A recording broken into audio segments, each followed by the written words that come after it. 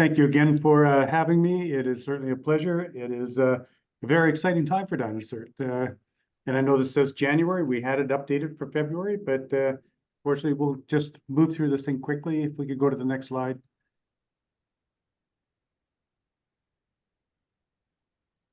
Okay, so dynaCERT. I mean, we are a carbon emission reduction technology. This is a technology that we have spent the better part of 20 years developing. It is very diversified for the trucking, mining, oil and gas. We're within multiple verticals, but really it is where this company is going. We have the proprietary know-how. We have over 27 patents worldwide. We've spent a lot of time, a lot of effort having this product perfected, commercialized, patented, tested, certified globally. Carbon credit measurement, we also have what we call the hydrolytica, which is a carbon credit measurement process. I'm going to talk a little more about the carbon credits as we go through. Let's go to the next slide. Like I said, so we have a patented technology. dynaCERT has developed, commercialized a very unique electrolysis system, which we call the hydrogen. What it does is it produces measured amounts of hydrogen and oxygen from distilled water and feeds it to the internal combustion engine to enhance the burn. We are not a fuel, we are a catalyst. It's interesting, you go back over 50 years, there is white papers verifying that trace amounts of hydrogen to an internal combustion engine enhances the burn. The challenge has always been, you've got to have the right mixture. That is something we've spent years developing, computerizing and commercializing and patenting, where we've got the process to measure and develop and feed the proper amount of hydrogen to the engine to result in more power, better torque. We reduce the fuel consumption significantly, and most importantly, we reduce the CO2 and NOx very, very significantly. Can we go next?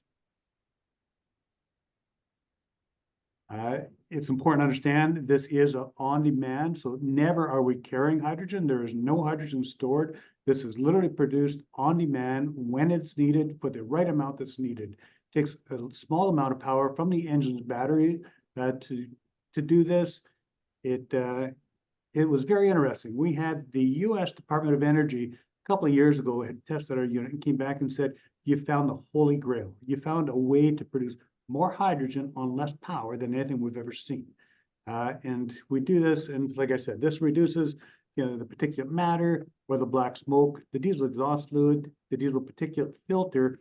It's interesting, you look at these exhaust fluids and the particulate filter, it always baffles me, with this DPF system and the regen systems that they have on Class 8 trucks today, where it is saving, it's capturing the fuel or the particulate matter, putting it into a big filter. Then the truck is given warnings to get off into a remote area where it goes through a regen, where it dumps fuel in and burns it all back off at a very high temperature, putting it all right back in the atmosphere. The only thing it has done, it has made it where we as individuals driving behind these trucks don't see the black smoke going up in the air. The reality is it's still all going right back in the atmosphere. And this is really what frustrates me.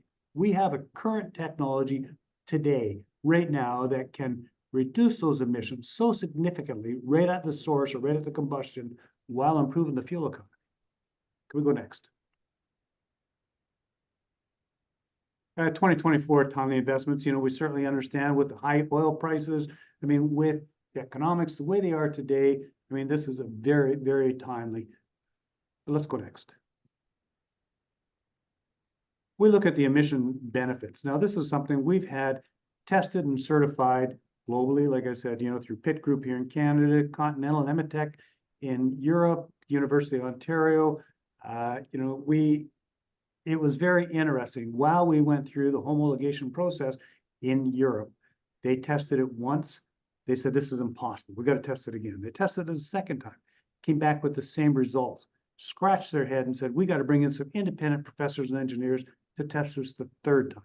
They tested it the third time, got the same results, then handed it in for homologation.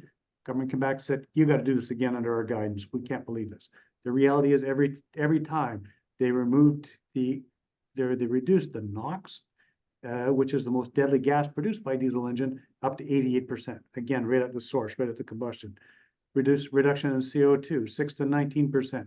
The CO 47%, the reduction in the hydrocarbons up to 57%, and the reduction in particulate matter up to 55%. This is an unreal amount of reduction in emissions and everything like that. That can be done in any diesel engine today with our current technology. Let's go next. We talk about the lower consumption and maintenance. I mean, again, fuel economy, 6 to 19%. We typically say 10 to 15% improved fuel economy. Now that's on an average. I mean, there's times where, we do reduce it up to 20, 30%. There's times where we reduce it by 2 to 3%, depending on the conditions. On an average, 10 to 15%. That is massive. The reduction in the diesel exhaust fluid that's used up to 51%.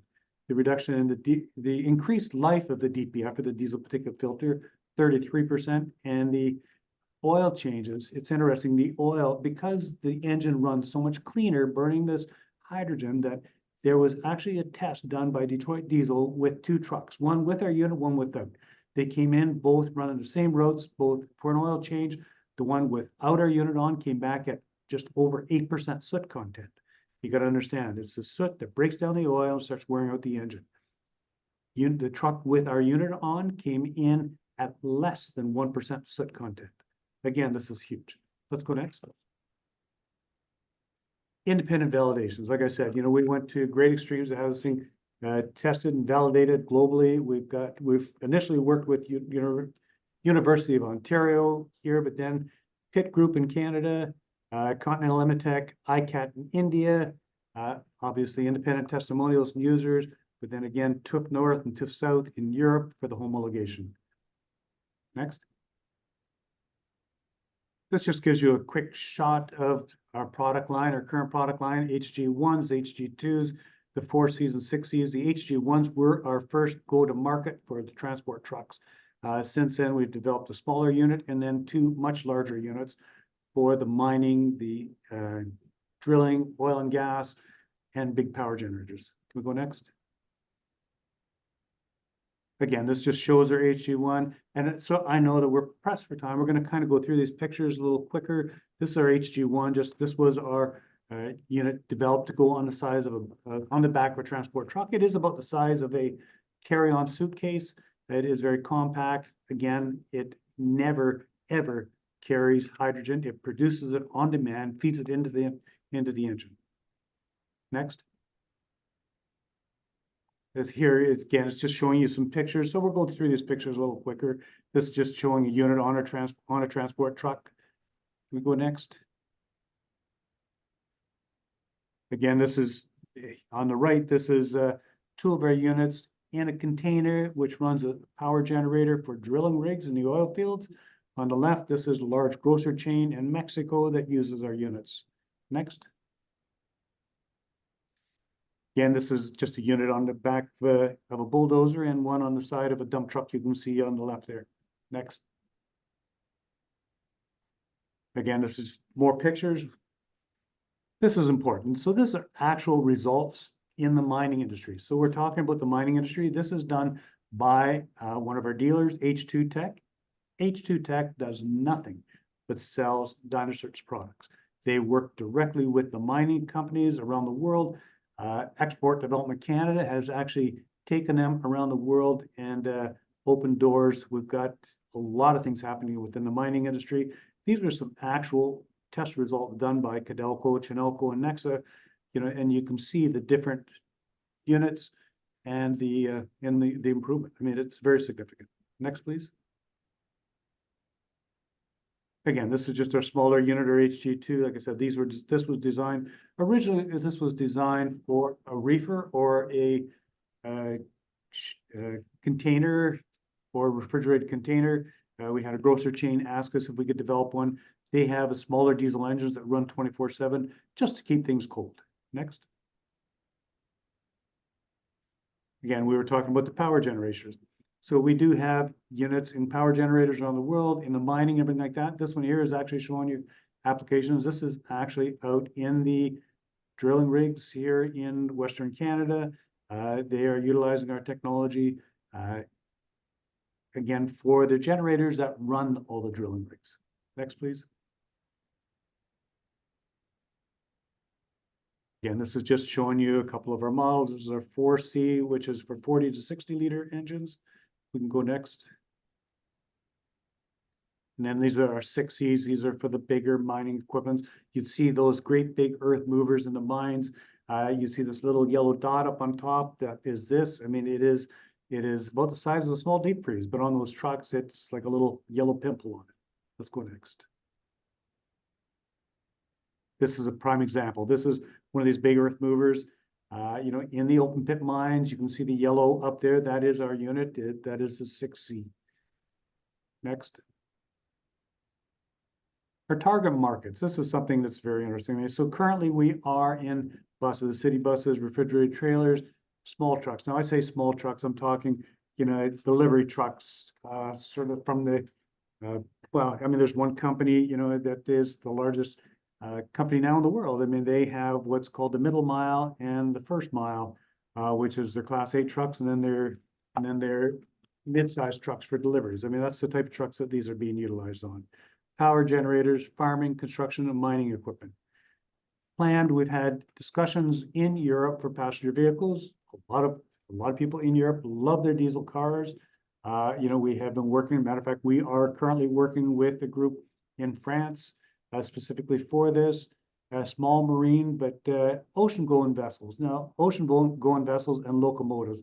Locomotives, we are now working with groups here in North America, which they are planning to roll out globally in the locomotive market. This is a huge market, but the thing that really catches my attention is the ocean-going vessels. And primarily, you know, you look at these large container ships. People get hung up on EV, on, you know, cars and stuff like that. And I'm not downgrading them. I'm saying that there's certainly time and perfect applications for those. But the reality is, it's these large engines that are diesel engines and heavy oil engines that are not going anywhere anytime soon. They cannot be replaced by EV. They cannot be replaced. I do believe eventually hydrogen is the answer. But in the meantime, you look at one container ship. One container ship puts out the equivalent of 50 million cars per year in pollution. Stats claim that if you take 16 container ships, that puts out the equivalent of all the passenger vehicles in the world. That's where we really need to focus. There is a solution today to make these units, make them much better and make them much cleaner. You know, this is a process that is, you know, we have a current technology that works and works perfectly on engines. We are looking at scaling up. This is a target market that we really, really want to go after and penetrate. Can we go next, please? Again, this just shows very diversified applications of our hydrogen units. We go next. We look at the value proposition to an end user. You know, now this is based on a Class 8 truck or a transport truck here in North America. But you look at this, I mean, their payback based on simply fuel savings is less than a year. I mean, it is less than 9 months on an average, but certainly less than a year on any truck going. Next.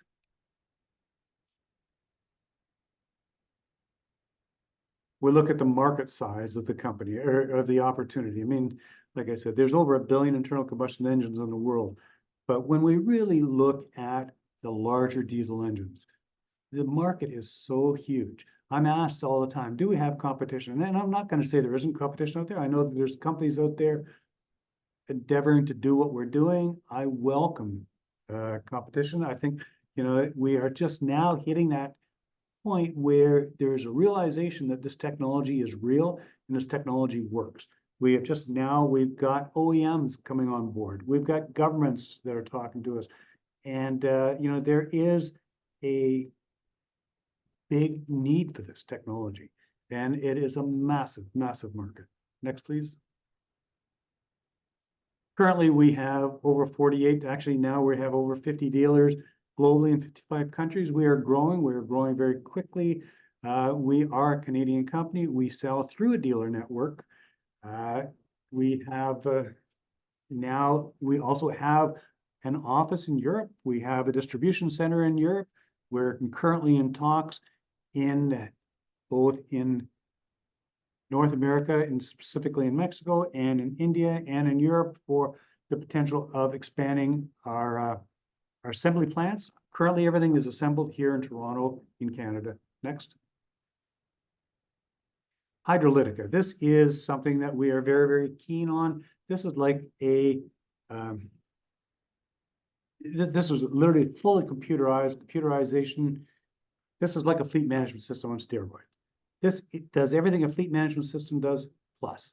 It shows in real time the improvement in fuel economy. It shows in real time the reduction in greenhouse gases, and it converts it to CO2e. CO2e is used for carbon credits.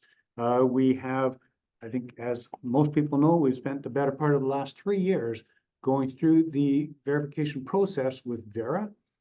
And we have, matter of fact, last night I got an email from Verra. I mean, they have told us that this month they were doing their final review, and we're expecting to have things signed off and done before the end of the month. We were actually hoping before today, but I received an email from them last night verifying that they are literally just going through what they call their final review is underway, and it's interesting. Verra, I've had conversations with some of the largest players in the carbon credit world. Matter of fact, we've got one that's going to be joining our board here very shortly. But talk about this. I mean, I was told, Jim, Verra is the slowest process you could possibly go through. It is the most onerous and the most difficult one to get through, but you've done the right thing. At the end of the day, all the big purchasers in carbon credits, the only thing they will buy, the only thing they are interested in is Verra certified carbon credits. And that's what we have worked so diligently to get, and that's what we're just on the final stages of getting. Can we go next? Our business model. Like I said, we've invested over $90 million to date with over 19 years of research and development. This is something that we're very, very proud of. I like to say, you know, when you hear the song, I was country before country was cool. Well, here's the reality. dynaCERT was hydrogen before hydrogen was cool. dynaCERT was ESG before ESG was cool. We were in this for 20 years. I've always believed in the future of hydrogen. I've always believed that that is the future. I've also strongly believed that our current technology is a bridge to that technology. I believe it's a large bridge, a long bridge. I think we've got a long runway for that. But as we are crossing that bridge, we have also partnered with the company Cipher Neutron to move into the hydrogen world, into green hydrogen and high pressure, high volume hydrogen in the future. But you look at, we have a very upgraded, semi-automated assembly plant here in Toronto. Our cost of production is literally half or 50% of our wholesale price. So there's very, very healthy margins in it for the company, for our shareholders, for our dealers. And at the end of the day, it is still very affordable to the end user with a payback in less than 1 year. Can we go next, please? Quick comparison. Trailer skirts. It was interesting. 7 or 8 years ago, I was in Kentucky when these things, at the largest North American trucking show, when these things were first launched.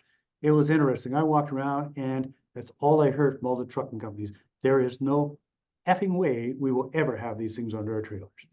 Well, today you're hard pressed. Here in North America and mostly around the world, you're hard pressed to see a truck or a trailer without them. Average cost, $3,000. Confirmed that they reduce fuel consumption by an average of 1%. So if you look at the cost of that at $3,000 for 1%, ours are in for a transport truck. Our unit is just under $10,000, all in, all done, installed. You know, so at 10% fuel savings, their cost for 1% is only $1,000 or 1/3 the cost of this. I believe that we've seen this skirts hit a tipping point where it nobody wanted it, and then all of a sudden it started getting adopting, and then all of a sudden everybody jumped on board. I strongly believe that this year, this is where we're at. We are now hitting that tipping point. We are in a very exponential growth period here now. We have a lot of things happening for the company. Actually, a few highlights of the company. I mean, I think as most people know, we're just closing Capital raise, well, the reality is it's closing this week. It will be fully subscribed, of which I strongly believe in this so much. Between my wife and I, we put another $500,000 into this. I just believe that I've never seen an opportunity as big or as great as what this company is and where it's going right now. Again, you know, with Vera, things are moving very, very quickly. You know, you look at the volume of our company, the stock, the volume is picking up nicely. In Europe, I mean, we trade like a banshee every day. North America, it is starting, but certainly we are launching the biggest marketing campaign in the history of this company. This is something we're launching over the next weeks, months, both here in North America and worldwide, both in sales of our marketing of our product and in awareness of our company and what we are doing. I strongly believe that this thing, it was and is certainly the biggest opportunity right now out there. Next, please. So we talked about Vera, we talked about the carbon credits, and like I said, the methodology is already approved. The final audit from independent auditors has been done. They've put in their 58-page review, giving raving reviews of the company and the technology. They said that this carbon credits will be deemed as a premium carbon credit because it is 100% data driven. There is no human intervention with this. It is all computerized. It's computerization, reading right from the computer of an engine and then sending it to the cloud. Next.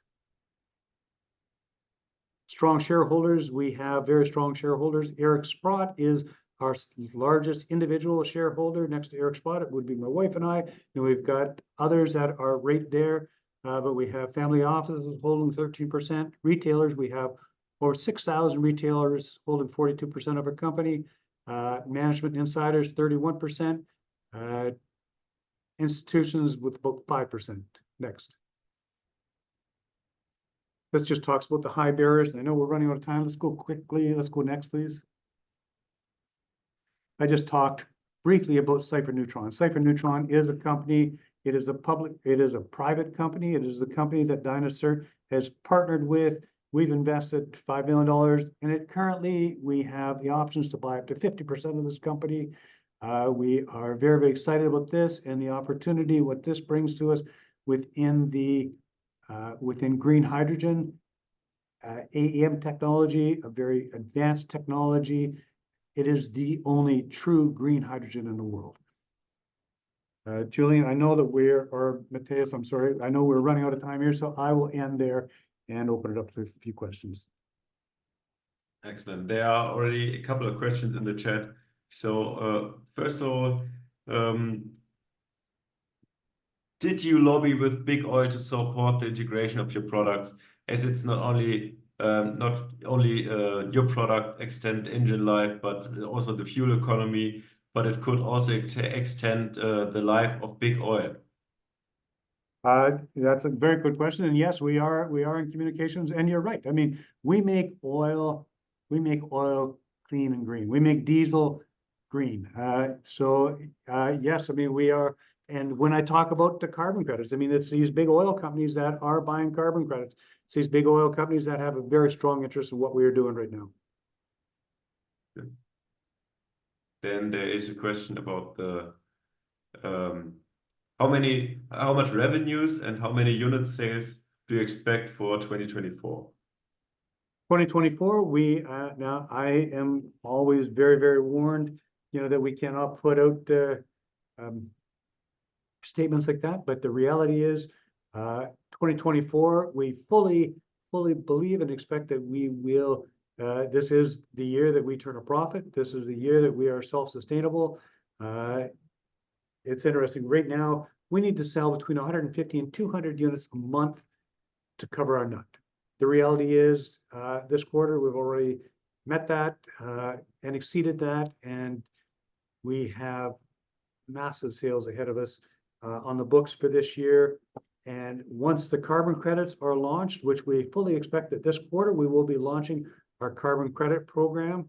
We have some of the largest trucking companies in the world, if not the largest, that have expressed a very, very strong interest. As soon as you have that, we're all over this. We want this technology. Okay. So we just ran out of time. Jim, thank you very much. Matthias, it was a real pleasure. Again, I apologize for the technical disadvantages, but it was great.